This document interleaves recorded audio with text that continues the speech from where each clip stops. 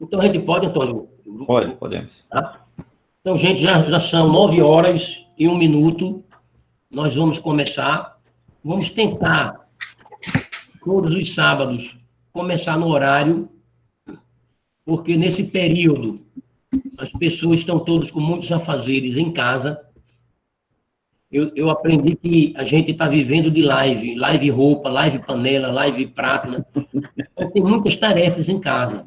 Então, vamos ser objetivos, a gente começa às 9h, vamos ver se, no máximo, 11h já está todo mundo descansado.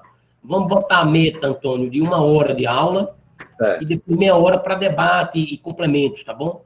Tranquilo. Tentar fazer de 9 às 10h30, mas na prática nunca acontece. A gente pode passar uns 15 minutos, 20, não tem grande problema, não. De qualquer maneira, o pacote é de 9 às 11. Certo. Tá? Mas 11h no máximo a gente encerrar. Pronto.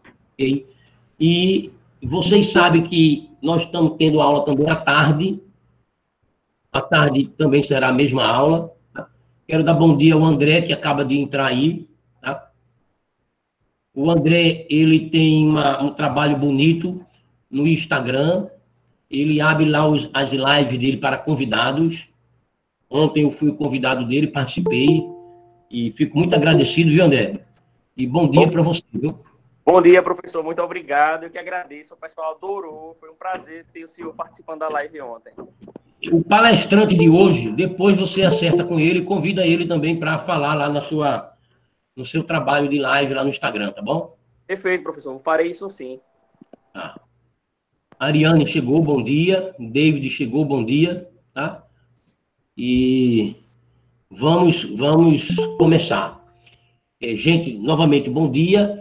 Essa é a terceira aula dessa retomada do curso de Introdução à Astronomia, do projeto Desvendando o Céu Austral.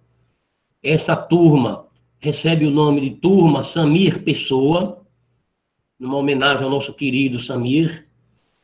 Nós tivemos no primeiro dia a participação comigo. Na semana passada, nós tivemos a convidada, a professora Neide.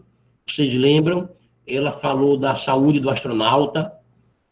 E hoje nós vamos ter a aula com o tema de cosmologia. O palestrante de hoje é o doutor Antônio de Pádua Santos. Pádua é professor do Departamento de Física da Universidade Rural. Pádua é formado em Física na UFPE. Tem mestrado em Física lá na Rural. E fez o doutorado dele na Universidade Federal da Paraíba, trabalhando com física teórica na área de cosmologia, relatividade. E muitos estudantes da universidade já o conhecem, trabalham com ele, já assistiram suas aulas, suas palestras. Ele participa do mestrado da universidade e é uma pessoa muito competente. Vocês vão gostar muito da aula do Pádua.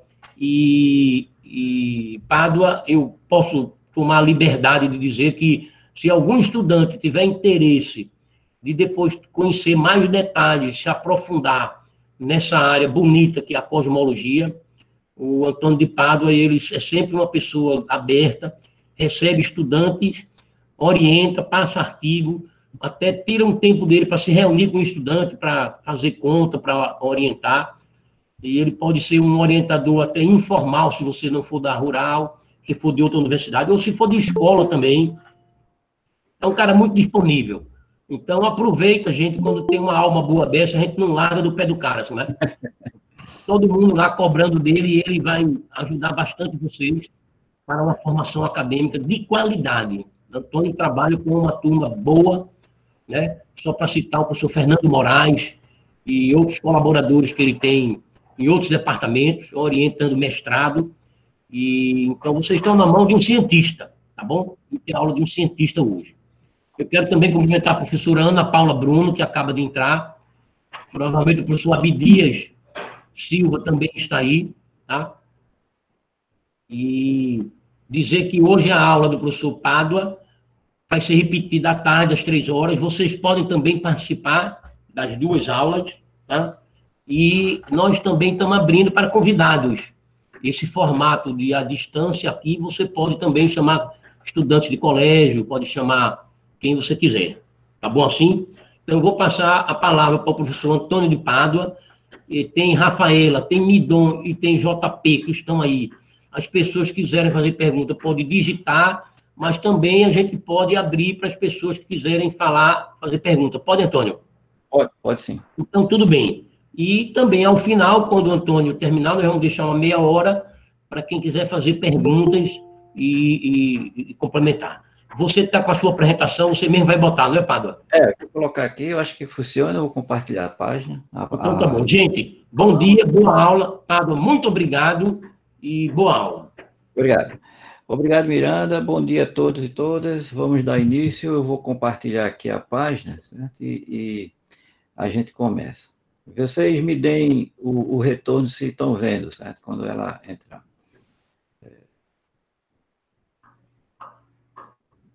Deixa eu ver aqui como é que...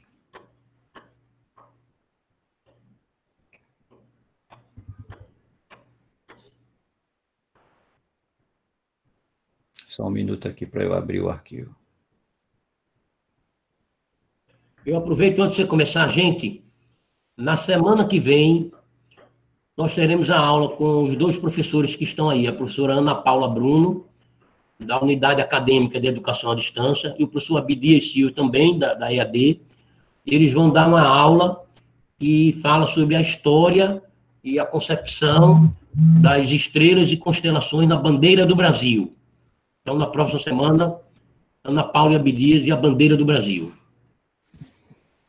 Ok. Todos veem a tela? Eu estou vendo. Todo mundo está vendo, né? Eu acho que, se um estiver vendo, acho que todos veem. Talvez você possa botar ela tela cheia. Está pequena, né? Não, tá dando para ver bem. Pronto, porque está em tela cheia. Tá? Então, tudo bem. Pronto. Qualquer coisa vocês vão falando, porque ela é uma aula bem assim... Como é a situação pela internet, então a gente fez algo mais... vai ser uma história, certo? Eu vou contar umas histórias aqui para vocês e a gente vai... Então, a ideia é a gente... Pedia todo mundo para desligar o microfone para não dar interferência, tá? Ótimo, obrigado. Então, todos me ouvem, né? Eu acho que todo mundo ouve.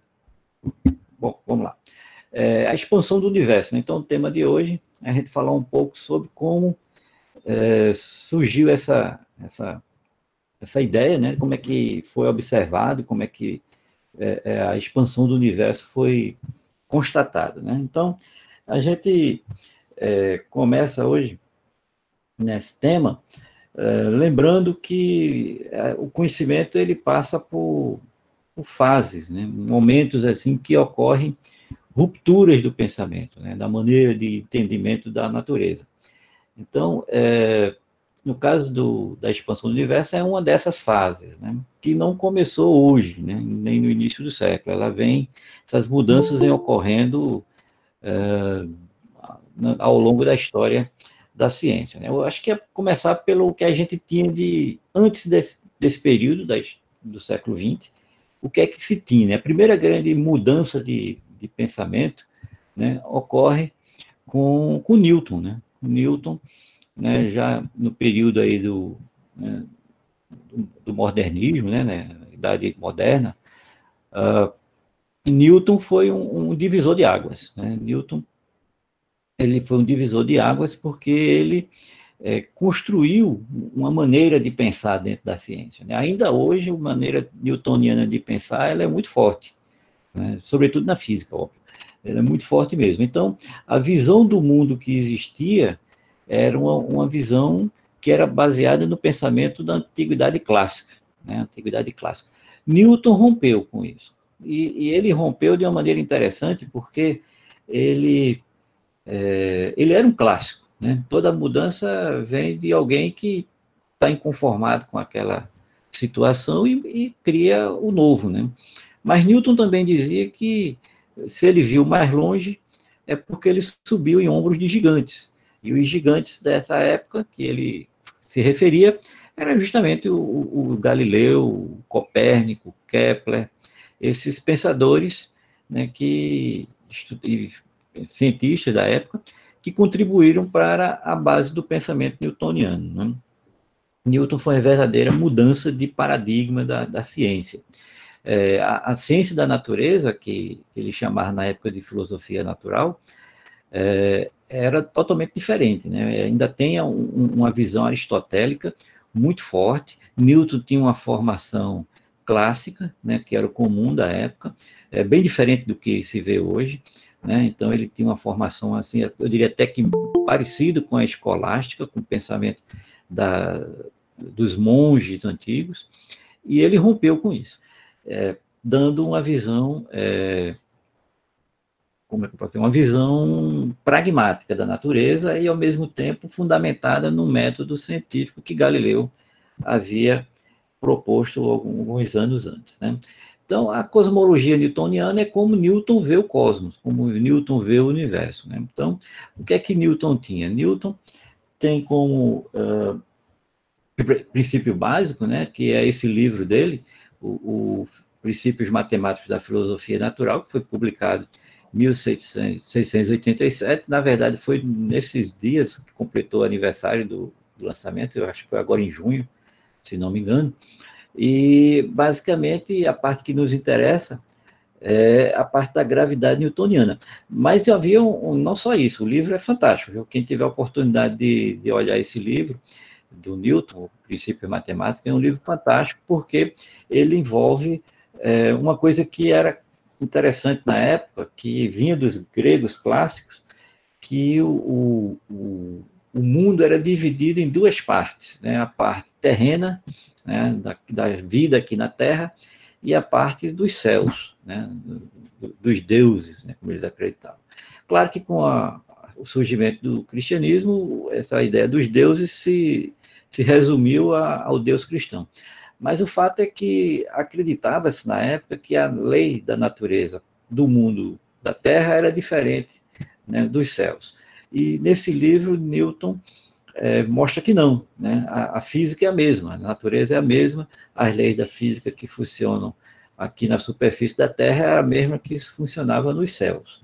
E com isso, Newton conseguiu mostrar que a força de atração, né, que os corpos celestes se deslocavam devido a uma força, que ele não sabia de que natureza era, qual era a origem dessa força, mas que sabia que era dada por essa expressão que eu coloquei aqui, eu acho que vocês conseguem ver aqui no mouse, que é uma força de gravidade, que depende das massas dos corpos e do quadrado da distância.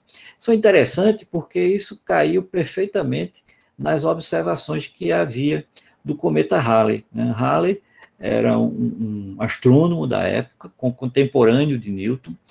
Por sinal, Halley era da Academia de Ciências da Inglaterra, chamada Royal Society, né? A Academia de Ciências Real. E esse cometa Halley, que Halley estava estudando, tinha sido observado por Copérnico em 1531, foi observado por Kepler em 1607, e Halley, né, teve a oportunidade de conversar com Newton e mostrar para Newton que esse cometa ele parecia ser periódico, ele aparecia de tempos em tempos. E conta, né, a história que Newton olhou para Halley e disse: eu já sei, eu já calculei. Abriu a gaveta, puxou os cálculos e mostrou as folhas lá com as contas. E que Halley apontasse o telescópio na localização determinada pelas leis da gravidade, que ele encontraria o cometa. Dito e feito, Halley, né, ficou realmente impressionado com o resultado da observação e assim, estimulou Newton a publicar o livro, que foi publicado pela a Royal Society, né, em 1687, com as leis do movimento, né? Em particular, a segunda parte do livro, que na edição brasileira tem duas partes, mas a primeira parte é dividida em duas subpartes, vamos dizer assim. Na prática, são dois livros. O segundo livro é todo sobre o movimento dos corpos celestes. A primeira parte é aquela que todo mundo vê na escola, né, que é as três leis de Newton, força centrípeta, aquelas coisas todas. E a segunda parte envolve o movimento dos corpos celestes. E, obviamente, esses resultados, né, confirmavam, né, eles batiam com a hipótese que ele levantou, que era essa da força aí com o inverso do quadrado, da distância, ela confirmava, né, ela era confirmada pelas observações astronômicas. E tem uma curiosidade nesse livro, quem teve a oportunidade de ver, esse livro, ele cita o Brasil, né? Ele cita o Brasil porque Newton teve um momento que ele está determinando a aceleração da gravidade da Terra. E aí ele mostra que essa aceleração, devido ao fato que a Terra não é exatamente uma esfera perfeita, então, essa força de gravidade, a aceleração, né, o G, ele muda em relação ao Equador, né? Quanto mais perto do polo, mais intensa, quanto mais perto do Equador, um pouco mais fraca, devido ao fato de que a Terra é achatada nos polos. Então, Newton teve, através da Royal Society, né, observando, né, teve acompanhando uma expedição que ele enviou para uma região que hoje corresponde ao América Central, né, e outra correspondendo ao Equador, próximo do Equador. E a cidade de João Pessoa, na Paraíba, foi quem recebeu a expedição, onde eles mediram a aceleração através dos experimentos de pêndulo, aquelas coisas todas.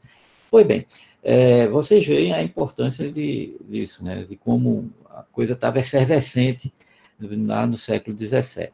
Né, com esse livro, né, foi possível, né, com as leis de Newton, determinar as órbitas dos planetas, né, e com isso era a primeira visão, né, de que era possível compreender os céus, compreender o universo. As leis das órbitas planetárias já haviam sido determinadas por Kepler, sendo que Kepler fez a partir das observações de um astrônomo, né, da época lá, que conviveu com Kepler, que era o Tycho Brahe, importantíssimo, ele fez medidas astronômicas precisas para a época, e Kepler enunciou 3 leis do movimento planetário, que Newton mostrou que a origem dessas leis era devida a essa força que está aqui, que é a força gravitacional.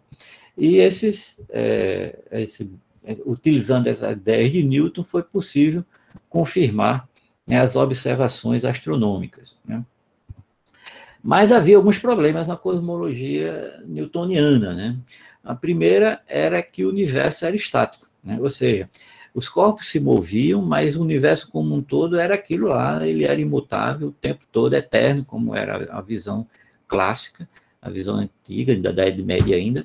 Então, o universo não mudava com o tempo, os corpos se deslocavam, né, os planetas se moviam, os cometas, tudo mais, porém, não, o universo como um todo ele era estático, ele não mudava, né? E, sendo estático, ele era instável, porque como a gravidade é uma força atrativa, a tendência, com o passar dos anos, dos séculos, dos milênios, era que os corpos se atraíssem todos a uma região, a um único ponto, né? A menos que você tivesse uma distribuição de massa homogênea no universo, de modo que todo mundo cancelasse as forças de uns com os outros, né? Isso era uma coisa difícil da época de se imaginar e mais difícil ainda de se entender, porque como é que uma coisa é estática e, ao mesmo tempo, é instável? Então, isso foi um contrassenso. E, para acabar de completar, né, o Olbers, que era um astrônomo pouco depois de Newton, ele questionou, né, o modelo newtoniano, perguntando o seguinte: por que é que nós temos a noite escura, né? O dia é fácil de entender, porque o Sol ilumina a Terra, é tranquilo. Mas se nós, né, temos tantas estrelas, né, no céu noturno, nós vemos tantas estrelas, era de imaginar que o dia, já que o dia é claro, iluminado pelo Sol, era imaginar que a noite fosse iluminada pelas estrelas. E quem teve a oportunidade de observar uma noite de Lua, que é o objeto mais perto da Terra, vê que a luz refletida pela Lua não ilumina tão bem quanto o Sol, né? Imagine as estrelas, que estão bem mais longe. Então, havia essa discussão. Por que o céu noturno é escuro se há tantas estrelas? Né? E imagine que uma pessoa com boa visão, ela deve, se tiver o trabalho de contar as estrelas do céu, que é um negócio trabalhoso, vamos dizer aí que uma pessoa com boa visão consiga contar umas 5.000 estrelas, 6.000 estrelas no máximo. isso era o que se tinha na época. E imaginava-se que existiam infinitas, porque o universo newtoniano era basicamente pegar o universo clássico e admitir a existência da força gravitacional. Então, se imaginava que havia infinitas estrelas. Então, se existem infinitas estrelas, por que que o dia, sendo claro, a noite também não seria, né? Havia um paradoxo. Esse paradoxo ficou conhecido como paradoxo de Olbers, e a gente vai passar a aula de hoje discutindo ele, praticamente isso. A expansão do universo e o paradoxo de Olbers estão bem relacionados, né? Então, para a primeira pessoa que causou uma outra ruptura, já foi agora no século XX, né, foi o Albert Einstein, que também era um físico clássico, agora já com a formação newtoniana, e cria uma nova ruptura, né?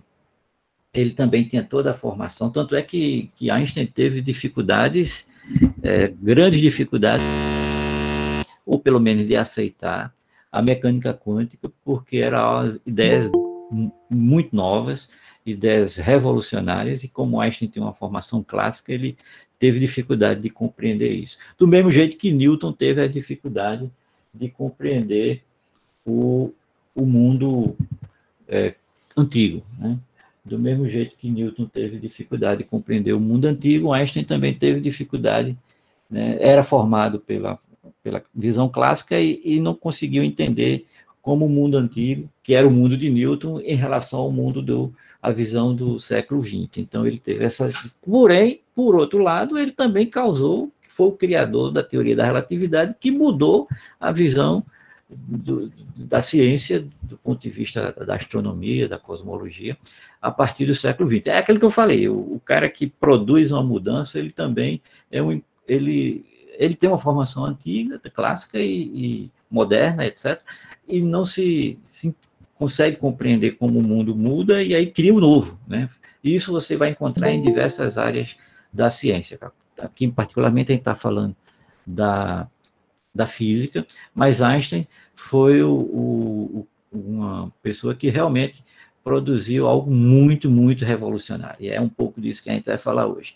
Eu coloquei aqui uma página só falando dos efeitos da relatividade geral, o que é que ela tem de bem interessante. A relatividade geral muda o conceito de Newton, né? Newton tem uma frase muito boa no final do livro do Princípio Matemático, que ele fala que, embora a gravidade seja uma força, ele não sabe de que natureza é essa força. Ainda diz mais, ele não vou criar hipóteses. É assim, né? Parece aquelas coisas lá do Ariano Suassuna. Parece, só sei que é assim. Com o quadrado, a força cai com o inverso do quadrado da distância, e eu não sei qual o motivo, mas é assim. Já Einstein, não. Einstein, ele consegue mostrar que a gravidade está diretamente relacionada à estrutura do espaço e do tempo, né?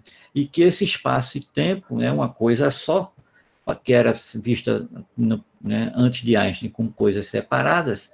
Com Einstein, não. O espaço e o tempo formam uma coisa contínua, como um objeto físico. Espaço e tempo passa a ter propriedades físicas. E uma dessas propriedades é uma propriedade de natureza geométrica, que é a curvatura. E Einstein mostra nas equações dele que a gravidade é justamente o efeito da curvatura. É uma consequência da curvatura do espaço-tempo. E quando ele faz as devidas aproximações, coloca os valores lá dos movimentos dos planetas, o tamanho dos planetas, as massas, essas coisas, ele obtém as equações de Newton. Então, ele consegue mostrar que, saindo da relatividade geral, você chega à lei de Newton, e com isso você consegue mostrar como os planetas se movem em torno do Sol. Ou seja, a teoria de Newton é uma aproximação de campo fraco, como a gente chama, como o campo é muito fraco, o campo gravitacional ser muito fraco, faz com que o movimento dos planetas obedeçam às leis de Newton, né? Uma coisa nova que Einstein traz... Oi, diga aí. Pode falar. Só aproveitando que você está quentinho com esse assunto, está aqui o nosso amigo André, está perguntando por que o Newton ele postula que o universo é estático. Por quê? Qual a razão? Pronto, essa era a visão clássica, dos gregos clássicos, que foi absorvida pela Igreja Católica, que era a grande, né, formação de opinião da época, e essa visão estática era de que as coisas do universo, né, as coisas do céu, como eles chamavam, eram eternas. E sendo eternas, não faz sentido mudar com o tempo. Então, era como se fosse algo parado. Isso tem a ver muito com a filosofia platônica, certo? De que a visão grega era de que as coisas materiais, elas mudam.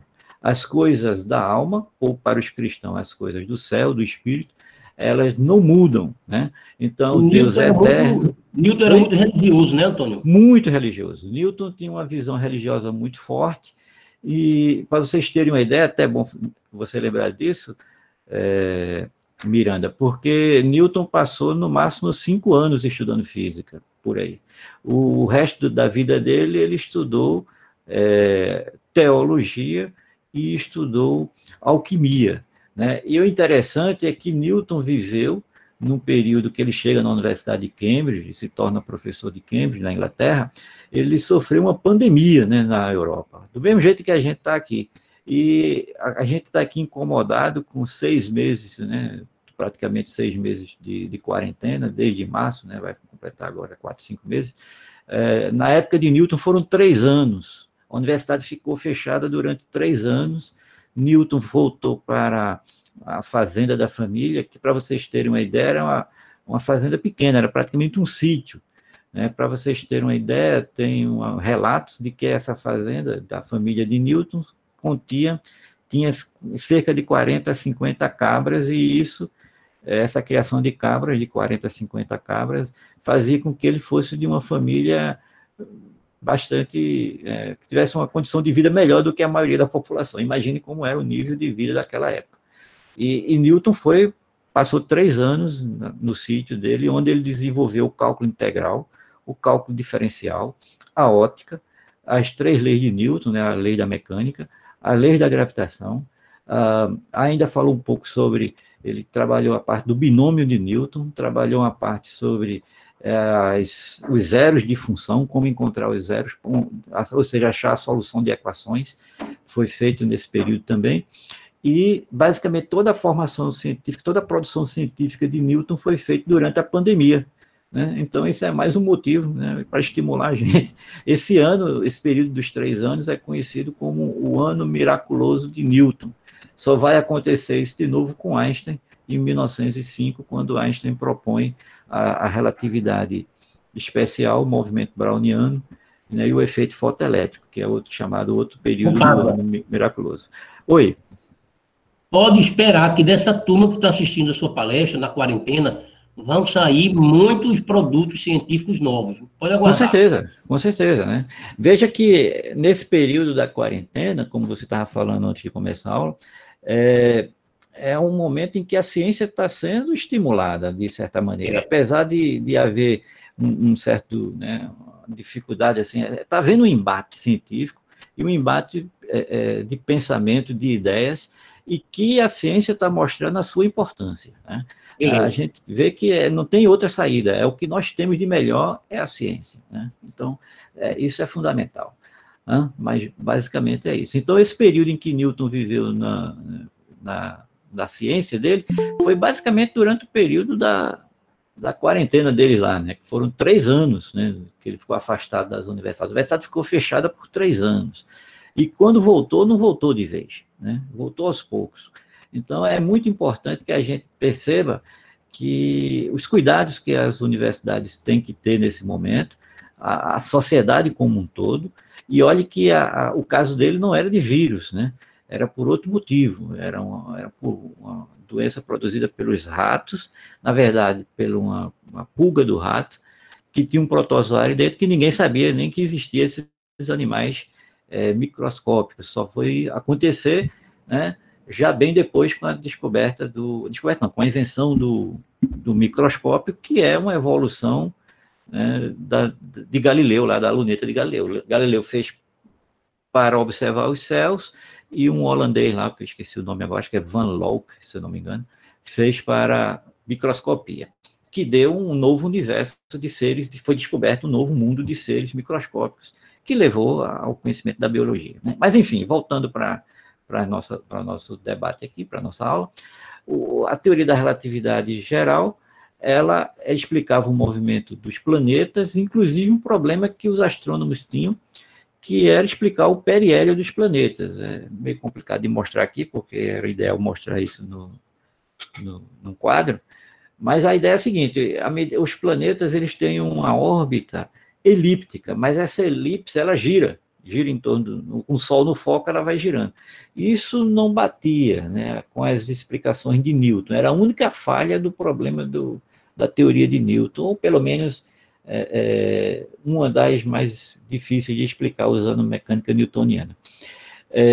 Se supõe que haveria um planeta entre Mercúrio e o Sol, e depois se verificou que esse planeta não existia, deram até um nome bonito para ele, né? Vulcano, acho que vocês já ouviram falar, né? É a terra o planeta lá do Spock, né? Do Star Trek, né? Mas também Star Trek coloca Spock em outra galáxia, né? Enfim. O fato é que era Vulcano o nome do planeta, e mediram, buscaram, olharam, fizeram conta, apontaram o telescópio, e esse Vulcano nunca apareceu. E chegaram à conclusão que não havia planeta nenhum entre Mercúrio e o Sol. Então, tinha algum problema lá. Então, tentaram mudar a lei de Newton, também não bateu, mas quando Einstein conseguiu escrever a teoria da relatividade, ele mostrou que na segunda aproximação você achava, né, a órbita do planeta Mercúrio sem problemas, inclusive explicava o periélio. Depois, né, numa outra circunstância, o próprio Einstein chegou a dizer, em 1917, ele propôs a teoria da relatividade em 1915, né, novembro de 1915. Então, final de ano, ninguém nem viu essa teoria, só foi perceber realmente que estava sendo publicada no ano de 16, e no ano de 1916, a Europa, pode dizer o mundo todo, né, mas em particular a Europa, passava pela Primeira Guerra Mundial, e um alemão, Karl Schwarzschild, ele tinha sido convocado para a guerra, deu baixa, foi parar no hospital, aí, como ele era matemático, resolveu as equações de Einstein, e com isso ele mostrou o movimento dos planetas, e Einstein ficou surpreso, porque ele achava que não era tão simples de encontrar as soluções. De fato, não são. As equações dá trabalho para fazer, mas o Schwarzschild era um matemático muito bom e encontrou as soluções. Uma dessas soluções leva à ideia de buracos negros. Um outro debate que foi muito forte, né, além dos buracos negros, foi a possibilidade de ondas gravitacionais. Também da teoria de Einstein você consegue mostrar que na aproximação de campos fracos você chega a uma equação de onda. Então, veja só que coisa interessante. A onda gravitacional é uma vibração da gravidade. E se a gravidade é um efeito da curvatura do espaço-tempo, as ondas gravitacionais é uma vibração do espaço-tempo. O espaço, o espaço-tempo como um todo, o espaço vibra, dependendo do que está ocorrendo lá, nas massas dos planetas, das estrelas, dos buracos negros, dependendo do que estiver ocorrendo. Se tiver uma variação muito grande, o espaço vibra.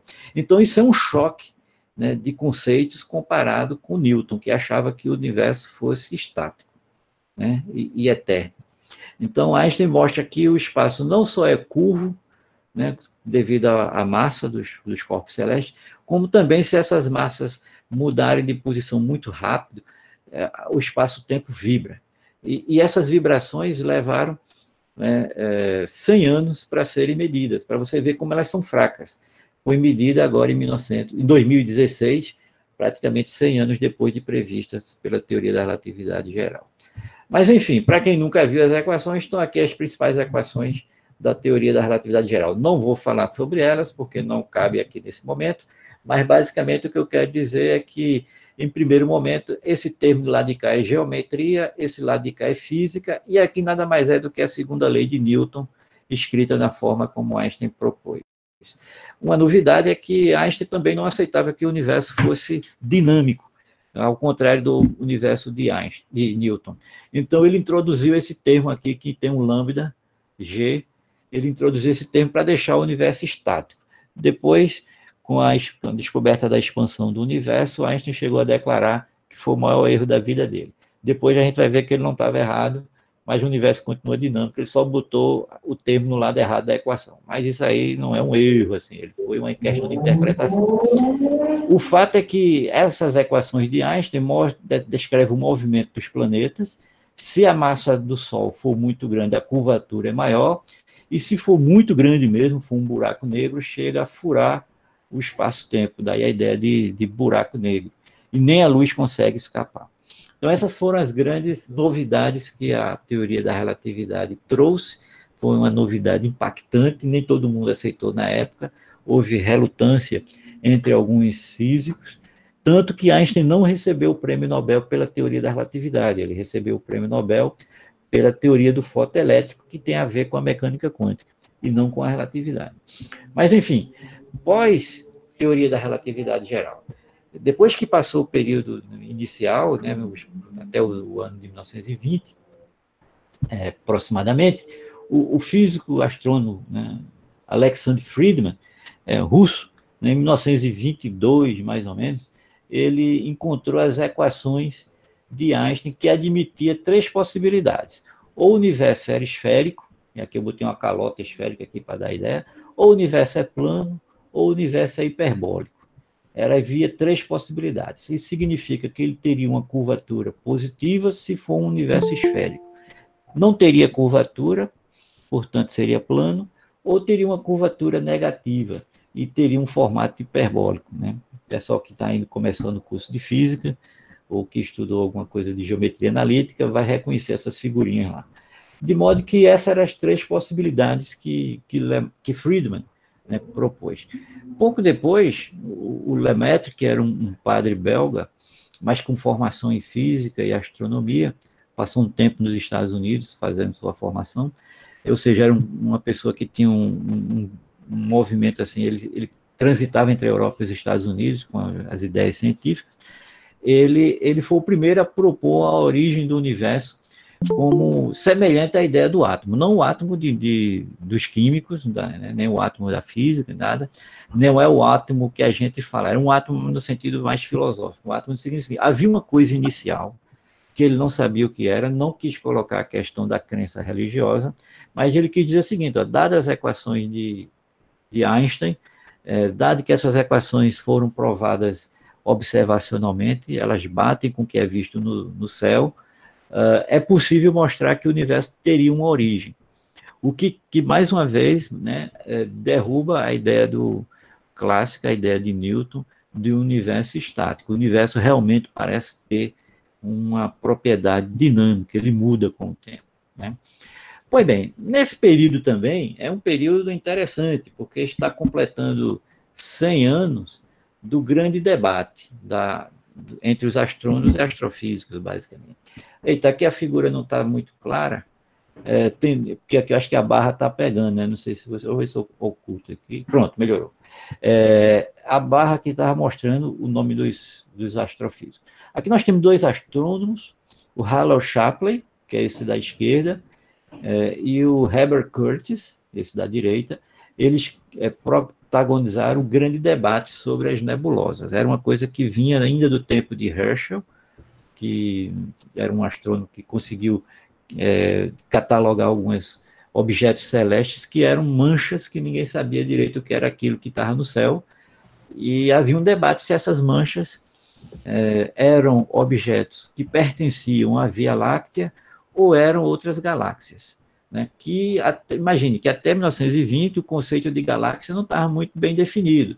Tinham as ideias do Kant, ainda no século XVIII, que falava de universos-ilhas, e eles tinham consciência de que a Via Láctea existia desde o período, já era conhecido, né, desde a Antiguidade Clássica. O nome Via Láctea é um nome latim para a mesma ideia de galáxia, né? Via Láctea, caminho leite, galáxia vem de galáxia, que é leite. Quem teve a oportunidade, né?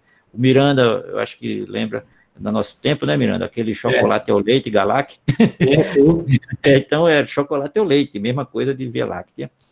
Vem da antiguidade grega ainda, só muda a cultura, um é grego, outro é latino, mas havia essa ideia de que não se sabia se as nebulosas, manchas observadas, eram galáxias, ou seja, eram objetos feitos à Via Láctea, ou se essas nebulosas pertenciam à Via Láctea. Isso levou a um debate entre esses dois astrônomos, Hallow Shapley e Herbert Curtis, que ficou conhecido na astronomia entre eles, né?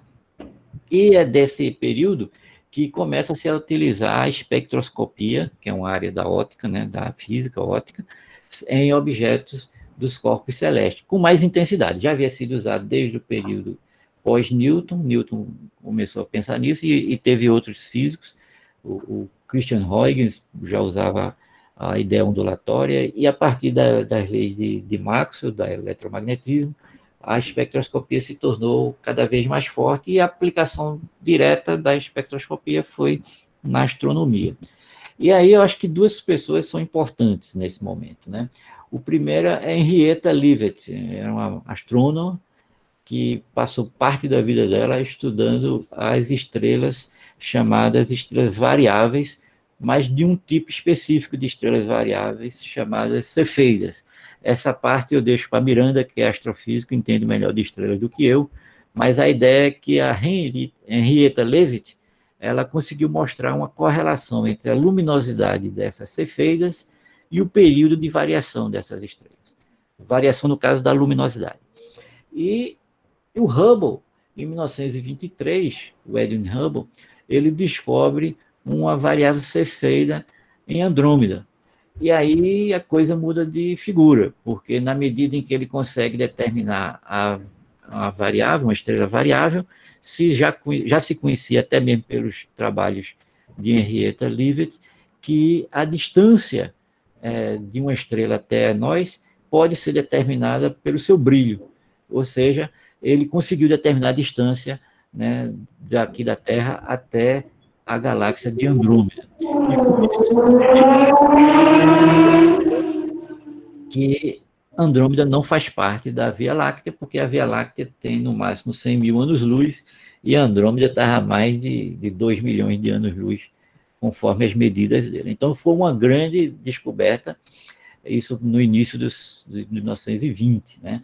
Período de bastante turbulência social e também científica nesse aspecto do entendimento do universo. Então, vocês percebem aí o que estava acontecendo naquela época. Posteriormente, também nesse período de 1920, o Melvin Slipher, que é esse cidadão que está aqui na foto, ele conseguiu medir, né, o deslocamento para o vermelho das galáxias. Então, se você olhar aqui no gráfico ao lado, você vai ver que tem picos na linha vermelha, cada vez mais para a direita, mostrando que essas galáxias têm uma intensidade de luz mais à direita do espectro, e isso está relacionado com a variação da luz delas, e, consequentemente, é possível determinar as distâncias, que foi o que Hubble fez. Usou as medidas feitas por Slipher, comparou com as medidas que ele tinha feito, e concluiu que, né, você vê aqui no gráfico, quanto maior a distância, mais rápido as galáxias se afastam. E aí eles só restava uma conclusão. Como é que eu vou explicar que as galáxias estão se afastando cada vez mais rápido? Quanto mais distantes elas estiverem, mais rápido elas se afastam. Então ele propôs a seguinte ideia. Só pode acontecer o seguinte: se não tem ninguém empurrando, é o espaço que está crescendo. O espaço, o universo, ele está aumentando de tamanho à medida que o tempo passa. E essa medida é o seguinte: ele conseguiu estimar, através dessa reta aqui, né, existem maneiras matemáticas de mostrar como determinar essa reta, e a constante que propõe a expansão do universo ficou conhecida como constante de Hubble, em homenagem a ele, e que mede 23 km por segundo para cada megaparsec. Ou seja, é uma coisa que só ocorre em distâncias enormes. Megaparsec é 1 milhão de parsec, e o parsec é um múltiplo do ano-luz. Então, é uma coisa muito grande, certo? Coisa assim para milhões de anos-luz, né? A cada milhão de parsec, o universo aumenta, né? A velocidade aumenta em 23 km por segundo. Então, por outro lado, se você fizer uma manipulação boba aqui, bem simples, você consegue mostrar que o tempo de Hubble, ou seja, o tempo de existência do universo, é o inverso da constante de Hubble. Se você botar ali os valores, vocês vão chegar a um valor correspondente à idade do universo. Aí a coisa mudou de figura, porque além de dizer que o universo está se expandindo, também dá para calcular a idade do universo. E se o universo teve idade, ele teve um início. E isso foi uma coisa interessante, porque era necessário agora fazer uma teoria cosmológica para o universo. E dois cosmólogos, né, que proporam essa teoria do universo, ficou conhecido como o modelo FLRW, que é em homenagem a 4 físicos. 2 deles eu coloquei aqui. Os 2 outros você já conhece, que é o Friedman e o Lemaitre, que é o FL, e o RW é o Robertson e o Walker, que são esses 2 que estão aqui na figura. Pádua. Oi, diga aí. Eu vou fazer uma pergunta de leigo. Pode ser. Eu me lembro quando no doutorado assisti o curso de cosmologia do professor Ademir Lima. Sim, conheço. E ele falava uma coisa que eu fiquei gostando. E você falou no começo de 2 caras. Você falou do Karl Schwarzschild, e o outro era Alexander Friedman. Perfeito. E acho que o professor Ademir era muito comunista, muito esquerdista, ele gostava muito do Friedman. O Karl Schwarzschild era um soldado, ele foi para a guerra, levou uma bomba e fez as equações no hospital. Exatamente. Antes de morrer. E o Friedman, ele era também um soldado. Ele participou da Revolução Russa, do Partido Bolchevique, era comunista e lutou na Guerra Civil da Revolução Russa. E vejam só, no meio da guerra, os 2, o alemão e o russo, cada um fez um monte de conta para melhorar, corrigir, aperfeiçoar as equações de Einstein, né? E depois veio o padre, como você falou, o Georges Lemaitre. Então, acho que essa teoria ela não iria existir se não fosse esses 3 caras. Mas a fama é somente do Einstein. Parece que tinha um preconceito contra o soldado alemão, que a Alemanha perdeu a guerra, um preconceito contra o russo, que era comunista bolchevique, e um preconceito contra o padre, que era padre, afinal de contas. Então, esses 3 caras que foram gigantes. E a história só conta os americanos. Americanos, Hubble, Robertson, Walker, tudo bem, todos eles foram talentosos. Mas os 3, o padre, o soldado alemão e o comunista, se lascaram na história. Ninguém fala dos caras. Não é? Pois é, a ciência ela está bem acima disso, né, dessas discussões, e eles devem ser creditados. Por isso que o modelo, se você tem uma ideia, se você for na Rússia, o modelo é Friedman e pronto, certo? No caso do Friedman Lemaitre na Rússia. Nos Estados Unidos, ele é conhecido como modelo RW, Robertson Walker, e pronto, né? Cada um puxa para sua sardinha, mas a ciência está acima disso. Claro. Você tem uma ideia, eu vou até fazer uma menção aqui, porque o Brasil faz parte. Em 1919 foi medido o eclipse em Sobral, né? Essa história é bem conhecida. E o interessante é que quem provou, no caso, quem observou esse eclipse foi uma equipe de ingleses comandado pelo o Eddington, que era o astrônomo da Sociedade Real, né, da Royal Society. Ele mandou uma equipe para Cabo Verde e mandou uma equipe para Sobral. Então, os ingleses foram quem viram, né, na prática, o eclipse do ponto de vista científico, foi quem fez a análise, para provar uma teoria de um alemão, né, que era o Albert Einstein. De modo que Einstein, sendo alemão, e o Eddington, que era inglês, né, os países eram inimigos durante a Primeira Guerra. Então, a ciência está acima da política de macroeconômica, de guerra, dessas coisas. Os caras que têm uma visão científica, eles estão interessados no conhecimento, né, na ciência. Estão interessados no que pode sair das ideias. Então, a ciência está acima de americanos e de russos, não importa a nacionalidade, não importa isso. O que importa é a verdade, né? Buscar o conhecimento, o entendimento da natureza. Então, esses caras que tinham essa visão, foi um inglês, né, que mandou uma equipe de astrônomos para o Brasil, para provar se era verdade ou não a teoria de um alemão que, em princípio, era inimigo de guerra, com resultados propostos por comunistas que explicados por americanos. Então, você vê que a ciência ela é universal, ela não depende da nacionalidade de país, não tem vírus chinês, não tem vírus de canto nenhum, tem vírus. É isso que a gente tem hoje, é isso que a ciência tem que fazer, é buscar a compreensão do que está acontecendo com a natureza e das suas influências. O que o vírus está fazendo nada mais é do que obedecer à lei da evolução das espécies. Só isso. Ele vai encontrar um lugar para entrar e sobreviver. E esse caso é nós. Somos nós, seres humanos, que somos a fonte de vida do vírus.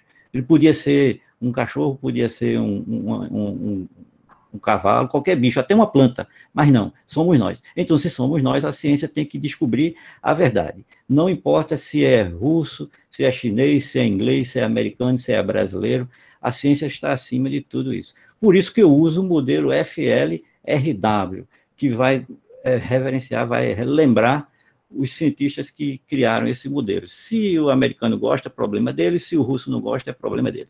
Eu faço o que a ciência tem que ser feita. Bom, é isso que ocorre, sabe, Miranda? Mas, enfim, vamos lá. Qualquer dúvida, vocês perguntam para o Miranda, porque eu só estou vendo a tela, viu, gente? Eu não estou vendo o que vocês falam, nem o que vocês escrevem, não. Eu só estou vendo... Pode ir acompanhando. Pronto, qualquer dúvida, podem perguntar, certo?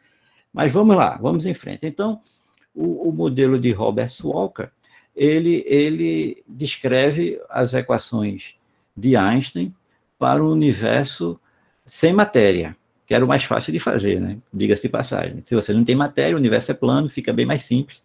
E o Walker contribuiu com esse modelo, ajudando assim, ele deu uma implementada, deu uma melhorada no modelo, e o modelo que tem um fundamento das ideias do Friedman, tanto é que quando você vai resolver a dinâmica desse modelo, você usa as equações de Friedman, não é a equação de Robert Walker nem nada, são as equações de Friedman mesmo.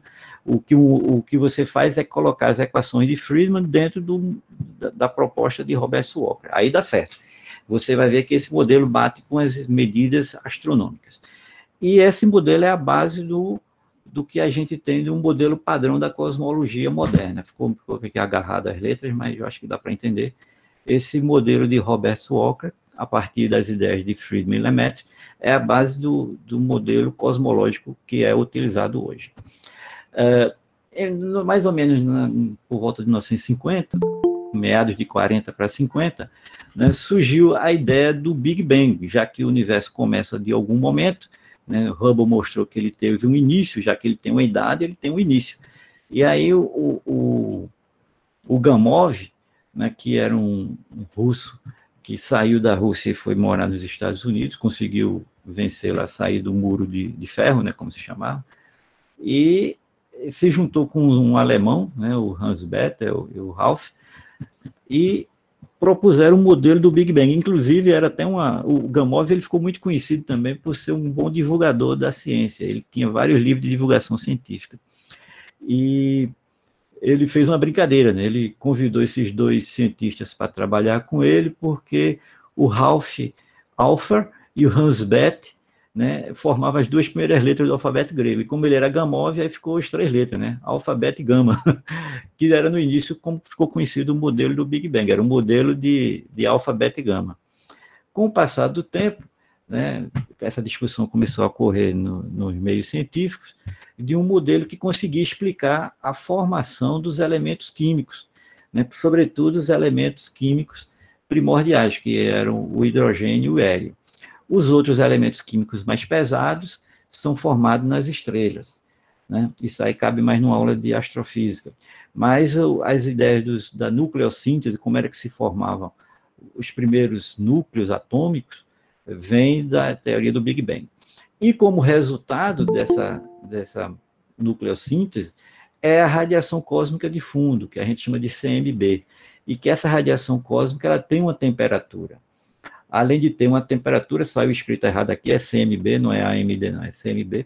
Essa radiação cósmica de fundo, ela é isotrópica e é homogênea. Ela permeia todo o universo e para onde você olha, ela tem a mesma forma e a mesma estrutura. Hoje, né, segundo medidas mais precisas de satélites que estão em órbita, fazendo a medida dessa dessa radiação cósmica de fundo, se sabe que ela tem uma leve anisotropia, ela tem uma variação assim de 1 em 100 mil, né? Aproximadamente, de graus Celsius, vamos dizer assim, de Kelvin. Na verdade é Kelvin porque na física se usa Kelvin como escala de temperatura. Então, 1 em 100 mil tem uma variaçãozinha. Isso faz com que o universo seja levemente não homogêneo. Isso é um problema aberto na cosmologia, tem muita gente discutindo isso atualmente, e isso mexe um pouco com as ideias do modelo de Robert Walker. Mas nem todo mundo acreditava, certo?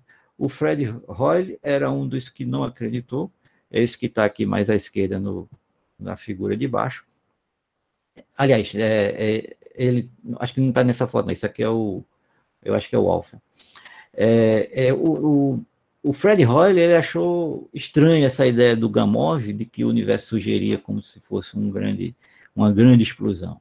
Aí criou o termo Big Bang, mas o termo Big Bang ele é um termo inadequado, porque quando a gente fala em Big Bang, grande explosão, é como se fosse uma explosão em algo que existe, né? Você lembra dos fogos de artifício, né? Então, como se estivesse explodindo no espaço. Não é isso, não tem nada a ver com explosão. O que ocorre no modelo de Big Bang, como ficou conhecido, né, é que num determinado momento surgiu, na verdade não é nem determinado momento, é que no início houve uma variação muito grande a partir de uma singularidade, e com isso surgiu o universo. Agora, o que a teoria mostra não é como o universo surgiu, isso ninguém sabe. O que a teoria mostra, o que o modelo do Robert Walker, né, o FLRW, mostra, e o modelo do Big Bang, é a evolução do universo. Ele não trata da origem. Isso é uma coisa curiosa, porque esse termo Big Bang foi um termo usado para desdenhar da teoria, porque o cara não acreditava, né? E não havia medidas suficientes, na época, 1950, mais ou menos. Hoje já tem. Hoje está cada vez mais assim, confirmado que o universo ele evolui, ele não é uma coisa estática como pensava Newton, né? Enfim, mais do que isso, ele tem uma temperatura residual. Aqui eu botei alguns gráficos para vocês terem uma ideia de qual é o comportamento de uma temperatura. Oi, diz, pode falar. Faça um favor. Você volta aí ao slide anterior. Certo. Eu queria destacar que você falasse aí para o pessoal, se vocês olharem a data de morte desses caras, 68, 2005, 2007, 97. Então, são coisas novas, porque a história da ciência, você falou de grego, Isaac Newton, tudo antigo, mas essas são coisas desse século da gente, ó, 2007, 2000 e poucos, basicamente coisa que a gente não, mas os nossos professores viveram essa transformação, né? Então, para a história da ciência, isso é uma coisa muito recente, né? É muito recente, e tem coisa bem mais recente que está acontecendo, por exemplo, agora há pouco tempo, tem uns 2 anos para cá, que o Stephen Hawking faleceu, né? E o Stephen Hawking tem contribuições enormes na década de 60 e 70 para a cosmologia, a teoria dos buracos negros, dessas singularidades. O Hawking é um exemplo, o universo, que eu não vou tocar aqui para não ficar muito pesado o seminário, mas a teoria do universo inflacionário, que são correções do modelo do Big Bang, ele está vivo ainda. A gente conversa com ele, é só mandar um e-mail, um Twitter que ele responde. É um cara bem... que é o cara está aí, da teoria inflacionária, né? Ele é professor lá nos Estados Unidos. Oi? Alan Guth. Alan Guth, exatamente. Está participando. Agora não, porque... rapaz, o Ademir levou ele para Natal. Pois é, ele vai dar seminários, é um cara bem acessível, assim, ele participa de encontros. Agora não, porque com a pandemia está complicado. Mas até pouco tempo você participava de encontros de física, de cosmologia, com a participação dos caras da época. Assim, os caras que estão fazendo a ciência no momento. O Alan Guth foi uma proposta de correção com os novos dados cosmológicos, né? O Alan Guth está aí. E a gente vai falar daqui a pouco de coisas novas também, que ocorreram no final de 1998, 99, 2000, que é mais para o final do seminário, da aula, e que os caras estão aí, continuam pesquisando, continuam medindo os dados. Oi. Tem uma Pode pergunta falar. aqui que eu vou ler, tá certo? Certo, pode ler, porque eu não estou vendo as perguntas, não. Não, eu vou ler para você, tá? O André Genuíno fez, né? Por que a temperatura CMB homogênea sugere e aponta que o universo evolui de forma que evoluiu e se expandiu? Essa temperatura é residual? O que ocorre é o seguinte, é o que a gente vai ver aqui. O que ocorre é o seguinte, no início, pelo modelo vou chamar de Big Bang porque é popularmente conhecido como Big Bang, mas o nome técnico é Lambda CDM.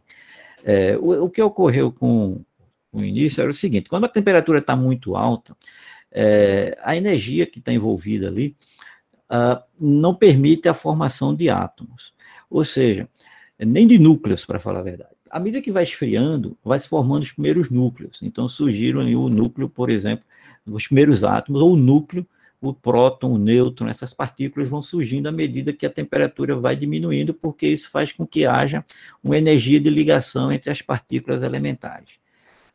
Quando essa energia é suficientemente baixa, forma os primeiros átomos, que no caso é o de hidrogênio. O que é que estava acontecendo aí por volta do 300 mil anos após o Big Bang, né, o surgimento do universo? A energia era alta, então quando o elétron se juntava com o próton, a radiação, né, a temperatura é uma forma de radiação, o calor, né, arrancava o elétron. Quando ele esfriou, a temperatura baixou, e aí a energia diminuiu, consequentemente formou-se o primeiro átomo de hidrogênio, ou os átomos de hidrogênio, certo? Então, o que é que acontece? A luz não era mais suficiente para arrancar o elétron. É como se os átomos fossem transparentes, a luz passa por ele. Essa luz que passa é justamente a radiação cósmica de fundo. Se você vê esses gráficos aqui de cima, é o que ocorre com um objeto que todo objeto emite calor. Certo? A menos que ele esteja no 0 grau Kelvin, no 0 Kelvin. Como 0 Kelvin não é possível, segundo a teoria física da termodinâmica, o que é que você tem? Se você tiver um objeto, ele tem vibração das moléculas, essa vibração produz calor e ele está lá, né, brilhando. O que ocorre é que você não vê, você só vê se a temperatura for suficiente para chegar na emissão do visível. Então, se você tiver alguma dúvida que ocorre isso, hoje não é o dia ideal, mas um dia de sol, se você ficar no sol, você vai sentir a pressão do calor ali da luz solar. Ou seja, o sol emite aqui no 6.000 Kelvin, que é a temperatura do sol, você vê que ele emite no visível. Mas um objeto com a temperatura mais baixa, em torno de 1.800, ele emite no infravermelho, por isso que você não vê que ele está emitindo. Na superfície da Terra, que é 300 Kelvin, também continua no infravermelho, por isso que você não vê radiação saindo da Terra. Nós também vibramos, né? Nós também temos uma radiação térmica, né, que você vê que nós temos uma temperatura em torno de 37 graus, então isso corresponde também a uma radiação. Todos os corpos irradiam, muito fracamente, mas irradiam, e isso vem das leis da termodinâmica, né, que também foram mostradas através do Planck, né, que são basicamente essas curvas que tem aqui.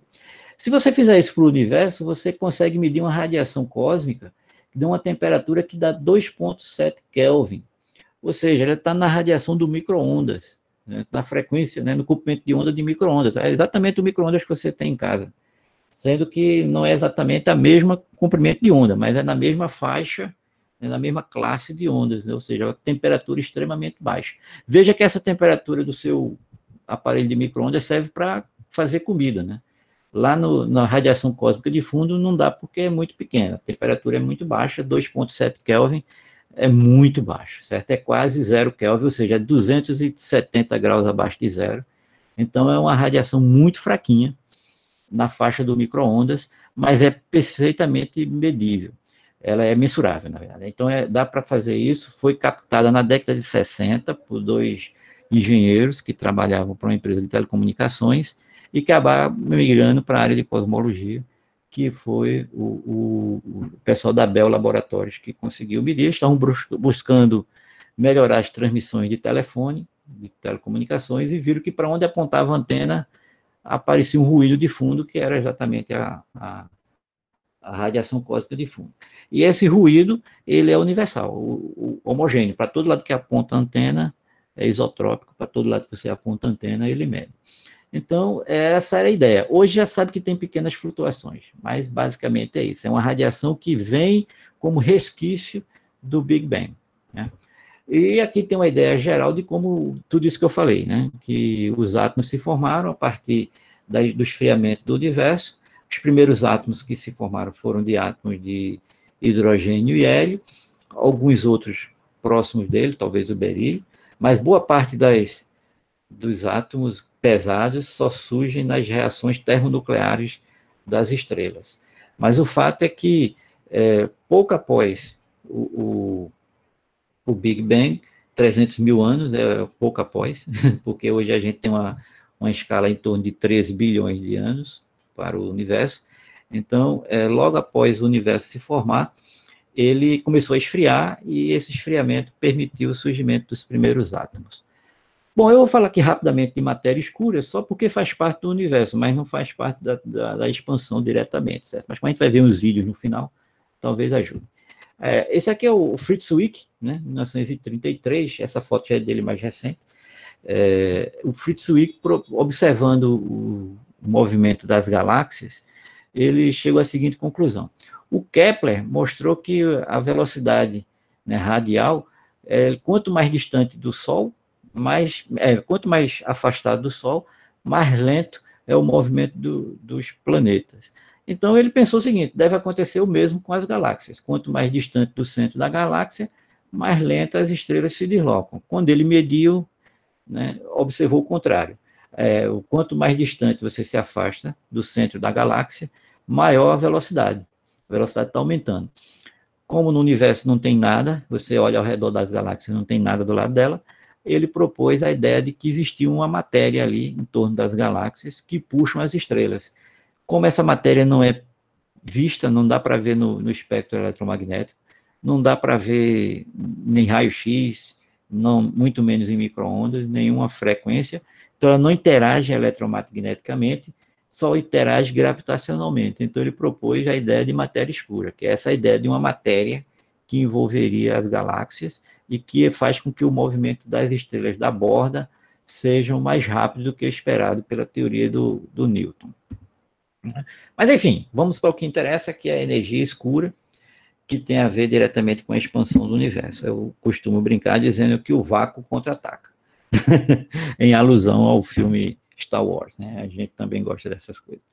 E aí, aqui é a grande descoberta, né, em 1994, né, o telescópio Hubble observa uma estrela supernova, né, muito longe da Terra, e com esse brilho dessa estrela supernova foi possível determinar a distância dessa galáxia. Determinar a distância de galáxias é importante porque eles escrevem a escala, né, de distância, e com isso você pode determinar a distância. Determinando a distância, pela lei de Hubble, você determina a velocidade em que essas galáxias se afastam. Aqui é uma fotografia, né, do que ocorreu em outubro e novembro de 99, agora mesmo, há pouco mais de 20 anos. Foi descoberta uma supernova que está a 9 bilhões de anos-luz da Terra, né, daqui da nossa galáxia. Olha, se você tem uma supernova a 9 bilhões de anos-luz, como é que determina essa distância? Pelo brilho dela. A supernova está muito distante, ela é pequenininha, você não vê uma estrela comum, de repente ela explode, torna-se uma supernova, aí você tem a variação do brilho, com a variação do brilho você determina a distância. E aí se chegou à conclusão que essa supernova está a 9 bilhões de anos-luz. Portanto, quem tiver uma variação de brilho na mesma ordem, devem estar à mesma distância. Então, essas galáxias que estão em torno da supernova, né, elas devem estar todas a uma distância de 9 bilhões de anos-luz da Terra, da nossa galáxia em particular. Então, o que foi observado? Agora que a gente tem como medir galáxias que estão a 9 bilhões de anos-luz, vamos calcular as distâncias, as velocidades com que elas se afastam. E aqui está o gráfico proposto por 2 cosmólogos observacionais. Inclusive, nós temos aqui no Brasil, no Rio Grande do Norte, eu acho que o Miranda conhece, um grupo de cosmologia observacional, um departamento de física de lá. E, assim, é uma coisa que está em assim, intensa atividade, né? 2 cosmólogos, né? Acho que um deles é alemão, o outro é americano, o Perlmutter e o Weiss, fizeram as medidas dessas galáxias que estão a 9 bilhões de anos-luz. E ao medir a velocidade dessas galáxias, eles perceberam que não obedecem às leis de Hubble. Ou seja, a lei de Hubble é verdadeira só para galáxias próximas. Galáxias muito longe estão se afastando mais rápido do que o esperado por Hubble. Ora, se a lei de Hubble fala que a velocidade de afastamento é proporcional à distância, e esses objetos a 9 bilhões de anos-luz estão se afastando mais rápido do que a lei de Hubble, então essas galáxias estão aceleradas, né? E estando acelerado, a ideia de que o universo não apenas se expande, mas se expande de forma acelerada. Existe uma aceleração da expansão do universo. Então, se tivesse alguma galáxia abaixo da linha de Hubble, o universo estava freando, mas quase não se mede nada abaixo da lei de Hubble. Todas as galáxias, ou a maioria delas, para não dizer todas, mas a maioria que foram medidas as distâncias e, consequentemente, as suas velocidades, estão acima da lei de Hubble, ou seja, estão se acelerando. O universo está expandindo e de forma acelerada. Então, a pergunta é, o que é que está produzindo essa aceleração do universo? Então, surgiram algumas hipóteses. As teorias mais aceitas associam a expansão do universo a uma pressão negativa. É um negócio muito estranho, né? Porque aí começa a discussão, o que é uma pressão negativa. Não vou entrar nos detalhes matemáticos, mas basicamente é como se você tivesse algo empurrando o universo para fora, para se expandir. Como a gravidade é atrativa, esse objeto tem que ser expansivo. Então, a pressão é o contrário da pressão que seria se fosse atraindo. Então, por ser o contrário, se chama de pressão negativa. A ideia vem de que, se não há nada no universo, quem está produzindo essa expansão é o próprio vácuo, né? E aí, o vácuo seria a fonte da energia que empurraria o universo para fora. Como essa energia não é captada por nenhum telescópio, nenhum radiotelescópio, ela é completamente imperceptível. Então, o único efeito é o efeito gravitacional. Essa energia passou a se chamar de energia escura. Escura no sentido de que ninguém vê, mas só o efeito é que é percebido. O efeito é a expansão acelerada do universo. E aí, olha só que coisa interessante. A primeira proposta era que essa energia escura corresponde ao lambda lá da equação de Einstein, que ele achou que estava errado quando propôs a constante cosmológica para frear o universo. Se ele tivesse colocado a equação do outro lado, ele não só expandia o universo, como expandia de forma acelerada. Ou seja, até quando erra, Einstein acerta. Então, o lambda foi a primeira proposta de constante cosmológica como a fonte da energia que faz com que o universo se expande aceleradamente. Por outro lado, na mecânica quântica, né, permite que surjam partículas virtuais. Né, ou seja, que o vácuo produza... O vácuo não é um vácuo como a gente conhece. O vácuo quântico é um vácuo bastante agitado, bastante... ele tem uma vibração, tem uma energia chamada energia de vácuo. E isso já foi medido experimentalmente, que é o conhecido efeito Casimir, e tem a ver com a emissão espontânea, né, das flutuações das energias de vácuo. Então, essas ideias de que o vácuo tem energia, ela é confirmada na teoria da expansão do universo acelerado, as observações feitas pelos dois físicos, né, cosmólogos, que é o Perlmutter e o Weiss, que receberam premiações com o Nobel recentemente. Existem outras propostas, dizendo que o universo é formado por um campo escalar, um campo de matéria que existe lá dentro, um campo de energia, e cada um desses campos, né, tem modelos que estão sendo discutidos pelos cientistas, muitos deles estão em pleno debate atualmente, a gente tem todo dia aqui notícias de que sai um artigo novo com a proposta de energia escura, como decaimento do vácuo quântico, outros falam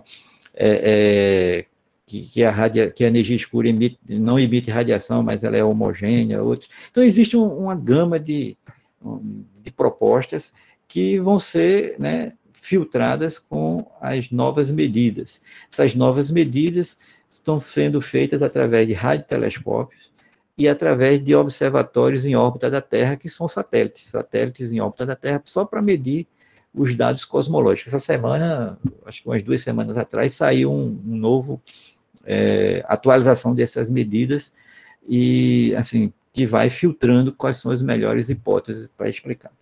O modelo Lambda CBM é o modelo atual, né, do universo, que incorpora, né, a expansão do universo. Essa expansão, à medida que o tempo passa, a temperatura diminui. Hoje a gente está em torno de 2,7 Kelvin. E aqui é uma ilustração, né, pictórica de como é a evolução do universo. Ele surgiu em determinado, né, ninguém sabe exatamente, não existe, não faz sentido falar em ponto, em que local o universo começou, nem quando, nem o tempo. Porque tempo, espaço, matéria e energia surgiu tudo aqui no Big Bang. Então, não faz sentido perguntar o que é que tinha antes do Big Bang, porque o tempo surgiu com o Big Bang. Então, ele passou por uma fase de radiação, temperaturas altíssimas, que vai esfriando à medida que o tempo vai passando. Aí houve a emissão, né? Ele esfriou com 300 mil anos a 1 bilhão de anos após o Big Bang. Houve a radiação cósmica de fundo, que é nessa região aqui de 300 mil anos. 1 milhão de anos ele foi esfriando cada vez mais, passou por uma fase escura, e a partir daí formou-se as primeiras estrelas, né? Que foi a combinação dos gases, né? Que são os gases de hidrogênio, basicamente. Você tinha tanto de hidrogênio no universo que eles começaram a colapsar e formar as estrelas.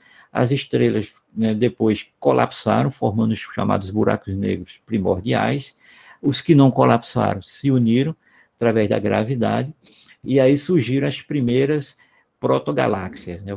As galáxias começaram a se fundir e se formar as estrelas começaram a se juntar e formaram as primeiras galáxias. Essas galáxias se juntaram a outras galáxias, elas colidem, o universo é bem violento nesse sentido. Agora, são coisas de bilhões de anos, você não vai ver uma colisão de uma galáxia com o passar de anos, né? São bilhões de anos para isso ver. E, finalmente, aqui, em torno de 14 bilhões, 3 a 14 bilhões de anos, a gente tem as galáxias modernas, o que a gente tem hoje. Uma das características dessas galáxias é que elas têm formas bem definidas. Algumas são espirais, outras são irregulares, outras são esféricas, outras são elipsoidais, e essas ideias já surgiram desde a época de Hubble. Basicamente, o que a gente tem hoje é que, à medida que o tempo foi passando, o universo, que era basicamente matéria escura, foi se tornando cada vez mais. Hoje, né, ele é 70% de energia escura, 25% de matéria escura, e esse 5% que sobra aqui é a matéria visível, a matéria que a gente conhece, somos nós, estrelas, planetas, seres vivos, o que tiver no universo é esse 5%. O resto é desconhecido, é matéria escura, 25%, e energia escura, que é a responsável pela expansão do universo, é 70%. De modo que a gente, escrevendo aqui, fazendo um gráfico de pizza, é basicamente essa aqui a distribuição de que tem no universo. Estima-se hoje que 95% do universo é desconhecido, né? Do universo visível, viu? Porque é até onde os instrumentos conseguem ver, até onde os instrumentos conseguem medir. Disso que que os instrumentos medem, cerca de 73%, 75% é energia escura, 23% de matéria escura, e de 3% a 5% somos nós, matéria que a gente chama de matéria bariônica, matéria pesada, né? Bom, onde estamos? Como é que o universo é visto hoje, né? Aqui tem a Terra no primeiro bloco, no primeiro quadrinho. A Terra faz parte do Sistema Solar. O Sistema Solar faz parte de um conjunto de estrelas da vizinhança do Sol, que está aqui na borda da Via Láctea, né? A Via Láctea é uma galáxia espiral. Hoje já se tem uma ideia de que, além de ser espiral, ela tem uma espécie de barra aqui no centro, e o Sol está na periferia, junto com o seu grupo local de estrelas.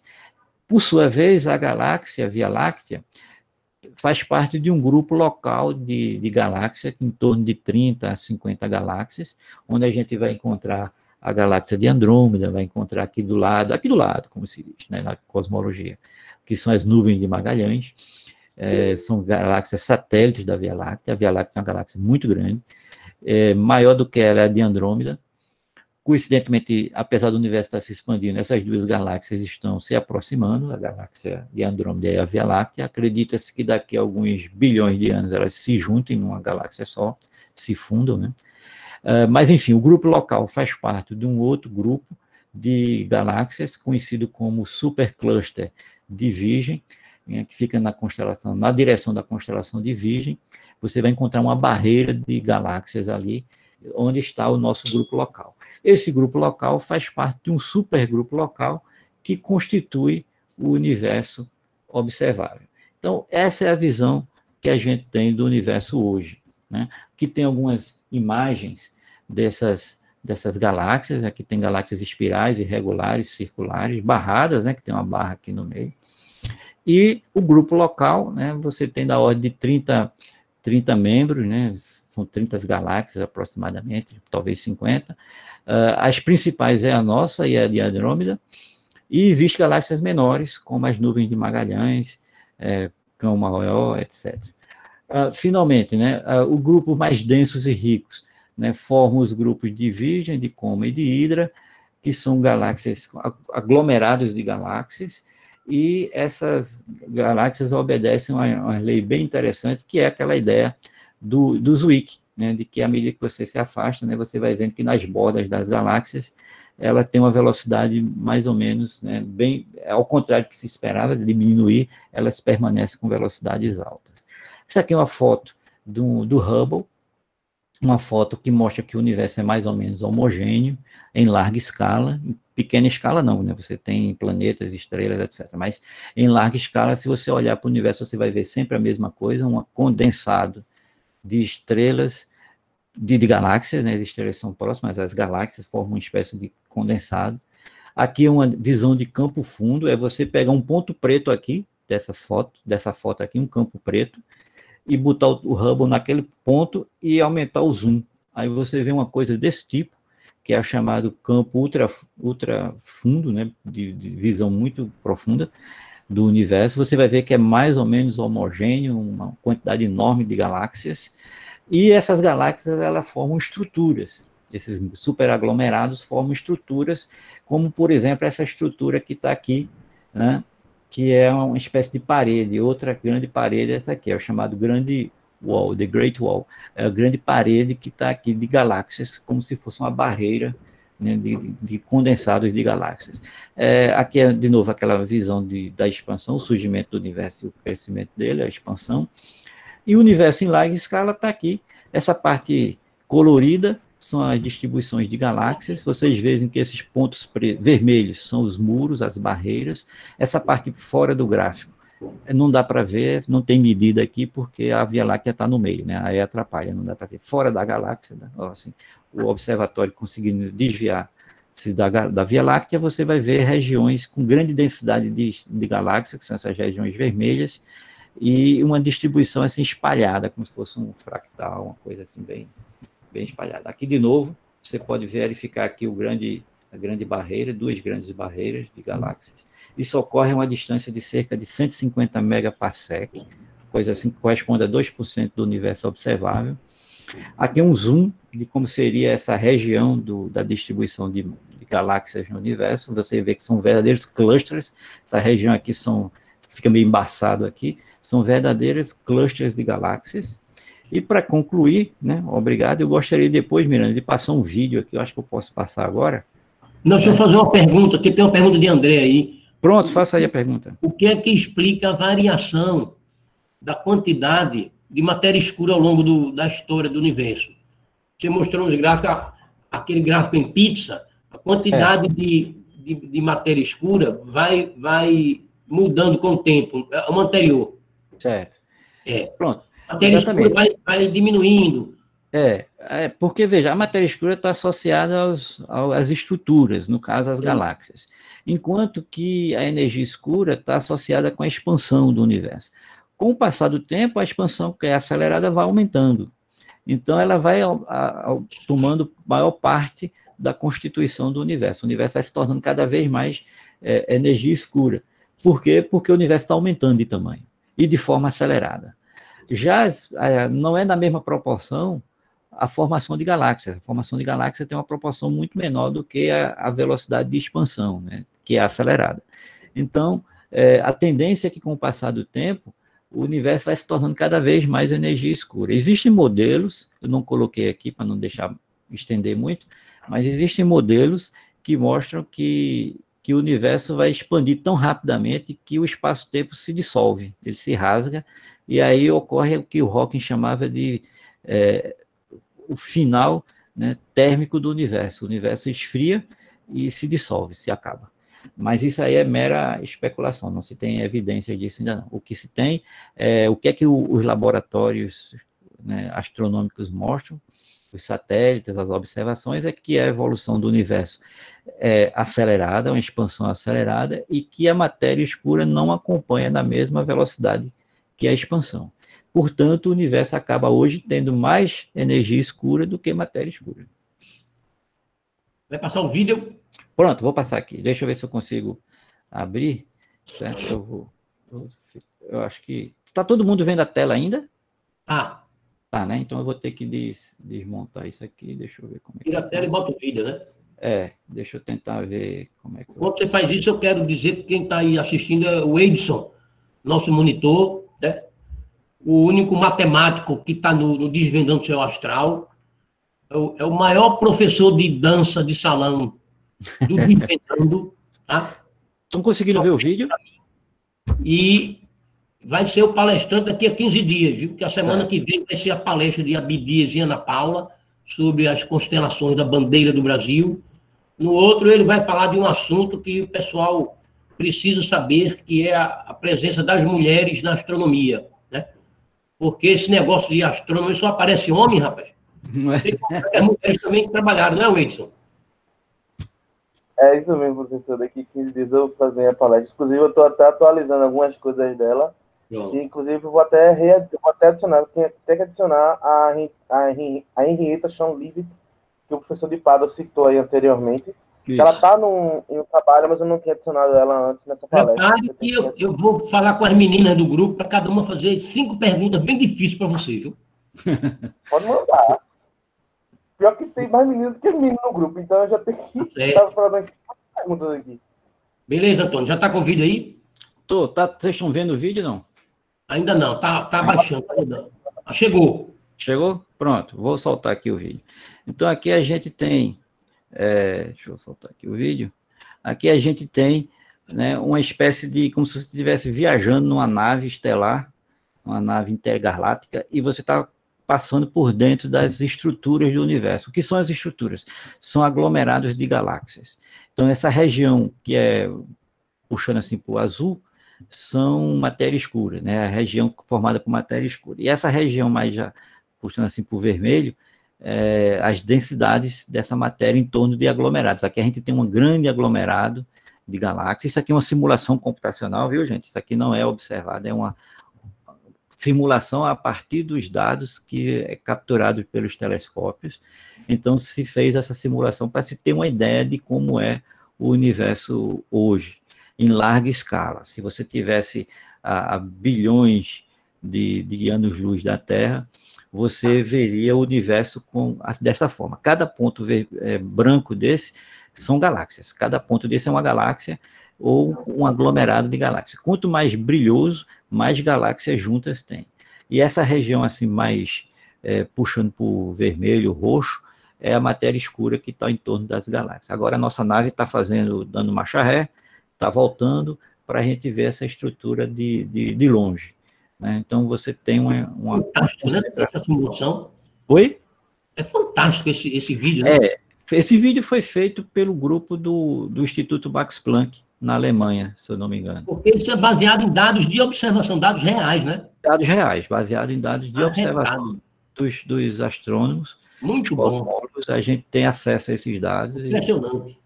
Isso aí é chamada simulação do milênio. Levou vários anos para ser montado. Eu vi um cluster de computador de memória tera passar meses para rodar a colisão de 2 galáxias só. Imagina para rodar isso tudinho aí. Exatamente. É uma super memória, né? Veja. Deixa eu ver se eu consigo achar aqui.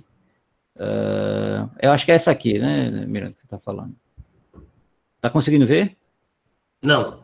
Ainda não, né? Então eu vou botar aqui para compartilhar.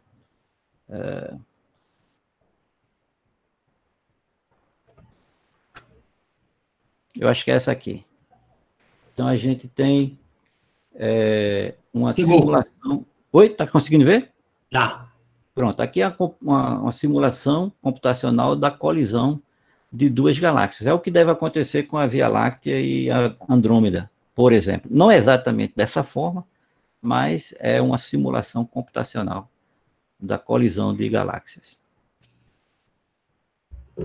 Foi um desses que eu vi.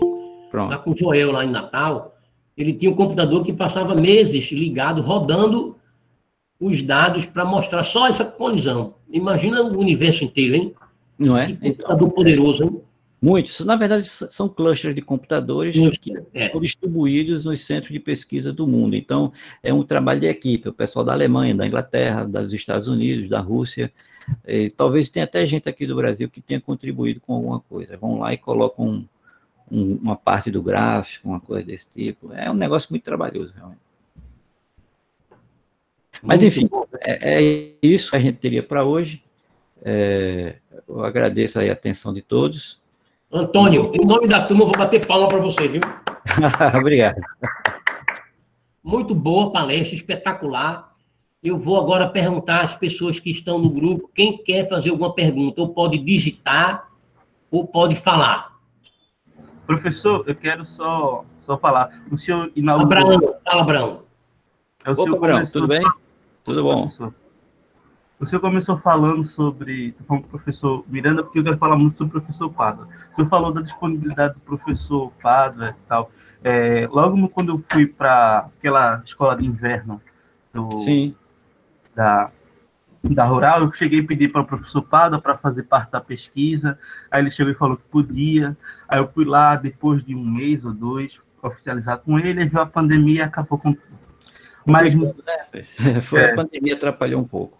Mas mesmo durante a pandemia e tal, enchi muito o saco dele, porque estava fazendo a cadeira de... Relaxa. Estava fazendo a cadeira de pesquisa, e ele me ajudou muito, mandou livro, mandou artigo pelo e-mail, tirou dúvida, e ele é o co-orientador da minha pesquisa, com o professor Leonardo, também da Católica, uma pessoa super gente fina que sempre esteve disponível, nunca me deu fora, nunca tratou mal, nem nada, está muito disponível.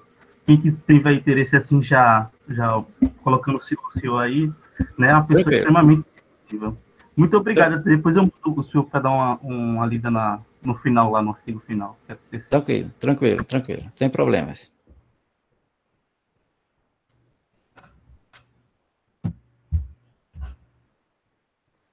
Esse assunto, Pádua, toda vez que a gente fala nas turmas que vai ter aula de cosmologia, tem muito estudante que nessa área da astronomia quer trabalhar com cosmologia. Então, a cosmologia é uma área que tem um atrativo muito grande, não é? Então, tem matéria-prima aí que são os estudantes para trabalhar a vida toda, né? Tem. E o interessante é que é a juventude mesmo, certo? Assim, boa parte desses trabalhos foram feitos na juventude desses cientistas, certo? E muitos deles continuam até hoje. Vocês terem uma ideia, Einstein mesmo, que é a principal figura, né? Ele propôs a teoria da relatividade com 26 anos, e outras teorias próximas nessa idade, proximamente nessa idade. Então, assim, a época boa de trabalhar com isso é agora, é com vocês jovens aí, né? E aí começa nesse período e vai até enquanto puder, certo? Enquanto tiver energia para trabalhar, você vai encontrar, por exemplo, Peter Higgs, que recebeu o Nobel em 2017, se não me engano, 2017, 16... Não, desculpe, Peter Higgs foi em 2013. Ele propôs em 1964 o chamado campo de Higgs, que foi medido em 2012, imagine. De 64 a 2012, 1964 a 2012, ele estava lá a teoria dele e só foi conseguido provar em 2012. E com isso, ele recebeu o Nobel de Física já com quase 80 anos. Então, o cara começa a trabalhar novo e enquanto tiver energia para fazer conta e fazer medida no telescópio. estamos aí.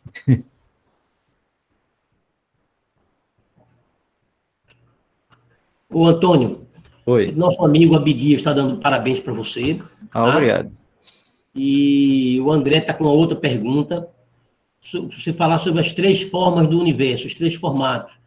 E ele pergunta se é uma relação direta, massa, gravidade, com a forma e a expansão do universo. Que é aquela transforma de estrela, de ser plano, ser esférico, né? Isso. Que aquelas contas da densidade do ômega, né? Com ômega zero. Isso, exatamente. O que ocorre é o seguinte, para você determinar a forma tem a ver com a topologia na área de matemática, certo? A topologia do universo. Essa topologia, ela pode acarretar, né, com consequência, 3 situações, que é a curvatura positiva, a curvatura zero, que corresponde ao universo plano, e a curvatura negativa, que é mais ou menos parecido topologicamente com a sala de cavalo, né? O que é que define isso? É a densidade de massa, a concentração de massa e energia que tem no universo. Como não dá para a gente medir tudo isso, porque seria medir algo gigantesco, a gente só mede o que pode observar. Pelo que pode observar, é feito os levantamentos dos dados cosmológicos e a partir daí os físicos, astrônomos e cosmólogos tentam determinar essa constante chamada constante cosmológica, que é quem define a topologia do universo. Esse resultado ainda não é um resultado definitivo, está sendo ainda assunto de debate entre os cosmólogos. Ele é aproximadamente em torno de zero, mas é um pouquinho acima de zero. Se for positivo, tem consequências. Se for negativo, as consequências são maiores ainda, porque a gente leva a ideia de que o universo possa ter um universo chamado universo de anti-de Sitter, que é um tipo de universo que foi proposto por um matemático chamado de Sitter, e o universo com curvatura negativa é o contrário do dele, que é o anti-de Sitter. Isso foi interessante porque o pessoal de teoria de cordas associa o universo de anti-de Sitter a um universo holográfico. Isso leva as ideias de universo, multiverso, essas coisas. Então, esse resultado ainda não está muito bem definido, ninguém sabe realmente qual é o valor da constante, porque a gente não tem como medir todas as massas e concentração de energia que tem no universo. Mas o pessoal está aí pesquisando, certo? Continua assunto de debate e de pesquisa, é assunto do momento, certo? É o que está se falando. Ninguém vê falar porque o grande tema hoje é a Covid, mas se você chega nos centros de pesquisa de cosmologia, tem debates enormes sobre isso. O pessoal fala uma coisa, o outro é contra, o outro é a favor, e um mostra que dá um jeito, outro mostra de outro, e por aí vai. Não é assunto fechado, não. Antônio, nós vamos para a última pergunta, porque depois a gente vai agradecer e se despedir, mas é o Moésio, que pergunta assim, no exato momento do Big Bang, é possível afirmar que as leis da física quebram nesse momento, falham? Pronto, o que é que ocorre ali? Ali ocorre uma singularidade. Uma singularidade é uma situação em que nós não sabemos o que ocorre, né? O Hawking foi um dos físicos que trabalhou nisso, e ele propõe, né, na verdade, 5 teoremas, são os teoremas de singularidade, e nesses teoremas de singularidade ele mostra que um deles, que se o universo surgiu, ele surgiu de uma singularidade. E como é singularidade, nós não conhecemos as leis da física nesse ponto, nessa região. Significa que não podemos afirmar nada. Singularidade é equivalente, numa linguagem assim um pouco aproximada, simples, é como se você estivesse dividindo por zero. Dividir por zero não faz sentido. É como se você tivesse um objeto e não fosse dividir para ninguém. Então, você não vai dar nada para ninguém, então não faz sentido dividir. É mais ou menos isso que ocorre numa singularidade. É como se fosse uma divisão por zero. Você não sabe como fazer ali. As leis da física não são nem verdadeiras nem falsas. Simplesmente são desconhecidas. Então, existe uma teoria, uma perspectiva de que a teoria quântica da gravitação possa esclarecer melhor esse fato, ou a teoria de cordas, mas nenhuma nem outra conseguiu ainda ter uma visão definitiva sobre a singularidade. É o que ocorre também no caso dos buracos negros, também não, é uma singularidade, também não se conhece detalhes na região da singularidade. Então, no caso da singularidade que deu origem ao Big Bang, é chamada de singularidade primordial, aquela que deu origem ao universo. As leis da física lá são desconhecidas, não se conhece nada porque é uma singularidade. Não se sabe se é verdadeiro, as leis da física são verdadeiras, e nem se sabe se são falsas, se são outras leis da física, não se sabe nada.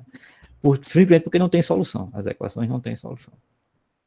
Ok, olha, gente, Antônio, o chat aqui tem um caminhão de elogios à sua aula. Então, que bom. Todo mundo gostou muito. Eu quero dizer que Antônio vai repetir essa aula às 3 horas. E também é aberto o mesmo link. Aliás, muita gente está perguntando dos links. Esse mesmo link que JP colocou, ele está servindo para todos os sábados, manhã e tarde. Então, você já deixa anotado. E uma outra coisa que eu quero pedir, tem muita gente entrando muito tarde. Tem gente que entrou 10h12. Então, é muito tarde. A gente está começando as aulas às 9 horas. Tá? Isso. Então, Antônio, muito obrigado. Gente, nós vamos deixar o Antônio descansar, porque ele vai ter outra aula. Ele vai almoçar e depois eu sei que ele tem uma live, que é live pratos do almoço. Antônio. É verdade. Então, dá uma descansada aí. Às 3 horas nós vamos voltar. Agradecendo demais a sua aula. Super aula, foi super qualidade. Os elogios aqui são muitos. E aí eu vou deixar a palavra com você, para você se despedir e a gente fecha a aula. Bom, eu quero agradecer, primeiramente, a oportunidade de acordarem num sábado de manhã para assistir uma aula de cosmologia, veja só que coisa interessante. Agradeço ao Desvendando, na pessoa do professor Miranda, que distribui para todos envolvidos nesse processo. É um trabalho realmente muito bom, poder a gente levar a ciência à população, e dentro dessa pandemia, mais ainda porque é o momento em que a ciência precisa ser evidenciada, né? Nós vivemos hoje em dia numa sociedade tecnológica. Você vê que a gente está dando uma aula, participando de aulas, tudo pela internet. Não é possível que em pleno século XXI, com a tecnologia que a sociedade está envolvida, a gente não tenha o mínimo de conhecimento científico. É o momento da ciência se tornar cada vez mais um elemento de aproximação das pessoas, de crescimento das pessoas, de fortalecimento das ideias, e eu deixo aqui um voto, né, de agradecimento e estimulo vocês a busca pelo conhecimento, né? Nunca deixem de perguntar, sempre perguntem, sempre vão atrás do conhecimento, da melhoria, da nossa evolução, para que a gente se torne cada vez mais independente, cada vez mais autônomos. Agradeço ao professor Miranda e estamos à disposição para quaisquer perguntas, discussões, e aqueles alunos que puderem, que quiserem, também estou à disposição para a gente discutir. Eu estou até pensando futuramente, vou ver se Miranda me ajuda a pensar num projeto de extensão também na área de cosmologia. Beleza. É isso aí, gente. Valeu. Antônio, muito obrigado novamente. Até às 15 horas, para essa aula vai ser dada para o grupo da Cecine, mas todos vocês são convidados também. E dizendo que no próximo sábado, a aula será da professora Ana Paula e o professor Abdias sobre as constelações e estrelas da bandeira do Brasil. Tá? E de hoje a 15, o Edson vai responder 50 perguntas que nós vamos preparar com muita garra sobre o papel da mulher na astronomia. Se prepare. Viu? Tem aquela bem conhecida, né, que foi diretora lá da Biblioteca de Alexandria, né? Ele começa com ela. Pronto, olha aí. Esse cara tá lascado. Eu vou fazer cada pergunta a ele. Vou preparar a semana toda, viu? Tá bom. Até mais. Então, gente, agradecer a todo mundo. Bom dia. Se cuidem. E até o próximo sábado com a próxima aula. Obrigado para todo mundo. Tchau. Obrigado. Até mais tarde. Tchau, valeu, professor. Tchau, pessoal. Obrigada. Tchau, tchau. Obrigado. Tchau, tchau. Bom dia para todo mundo.